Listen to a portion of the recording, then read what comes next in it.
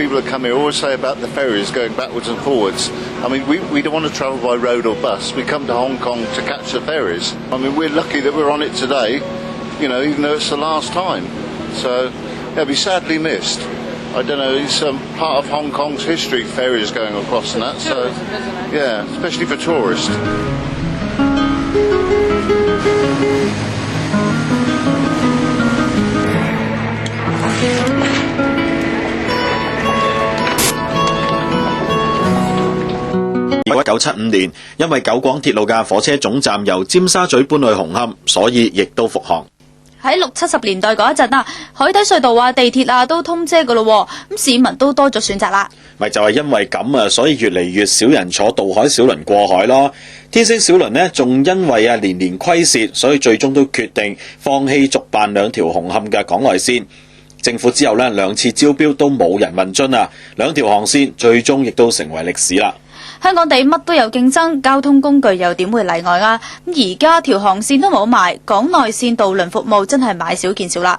而家呢，只係剩低尖沙咀去中環以及灣仔，北角去紅磡、九龍城同觀塘，同埋西灣河去鯉魚門3家村同觀塘，剩翻呢7條航線咋。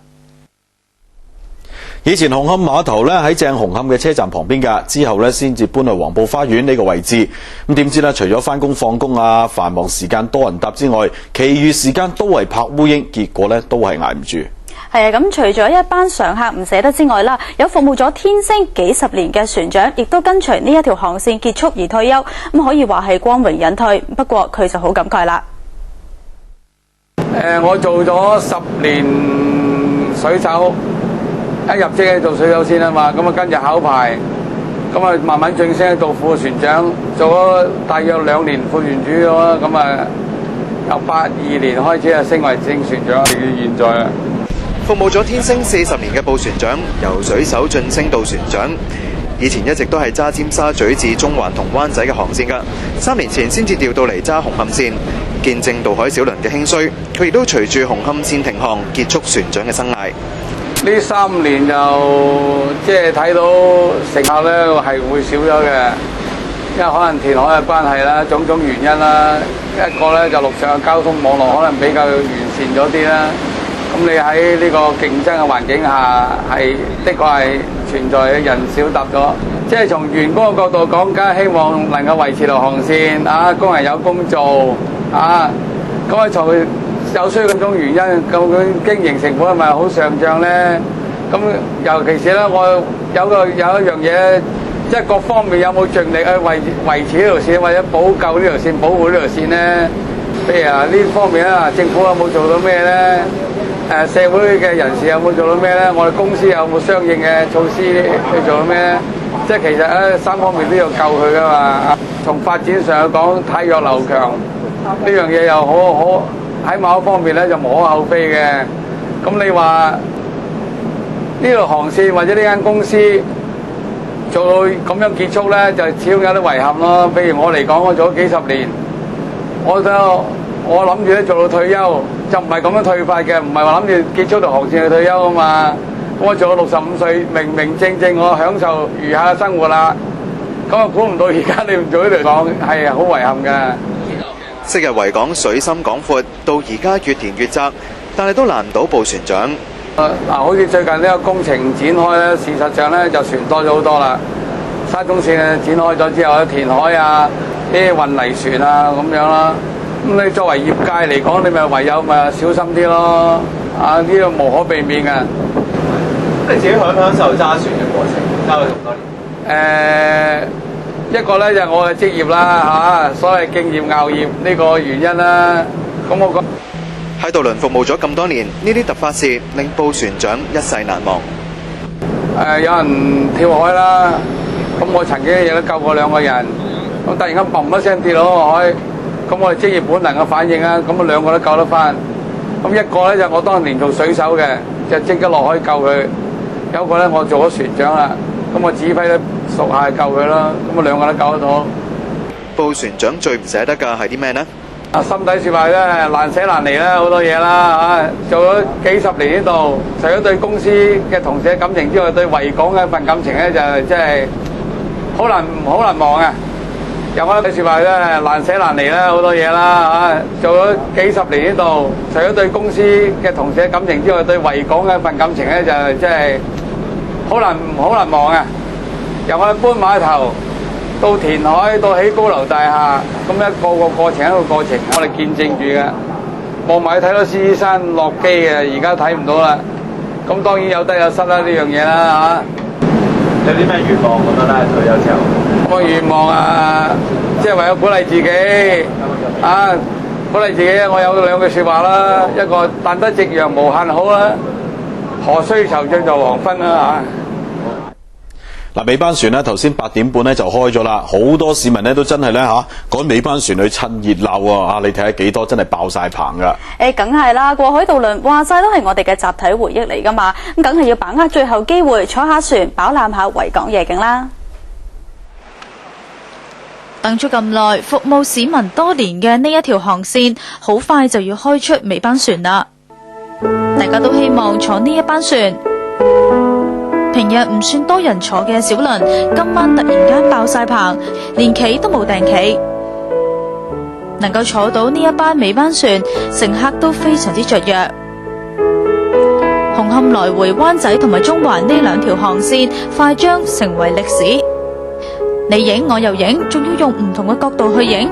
每個人都想留晚8點鐘由紅磡開到去中環，但係因為太多人乘坐，變咗尾班船就要近8點半先至由中環開出。個崗位希望努力做好，亦都有幾名嘅市民帶埋橫額嚟到示威，佢哋擔心今次嘅紅磡航線消失咗，遲啲連天星碼頭都冇埋。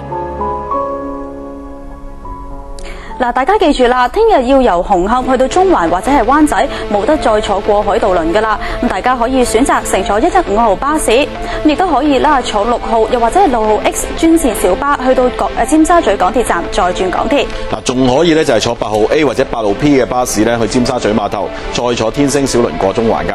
係啊，今晚嘅 ATV 焦點時間嚟到呢一度，陣間仲有夜間新聞。聽晚同樣時間繼續 ATV 焦點。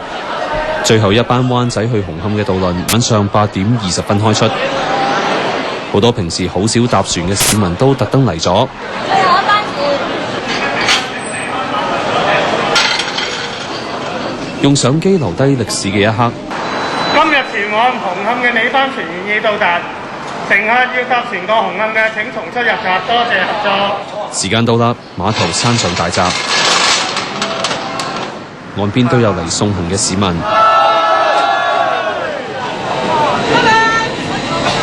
有乘客話：平日呢個時段只係得幾十人坐船，但呢一晚特別熱鬧。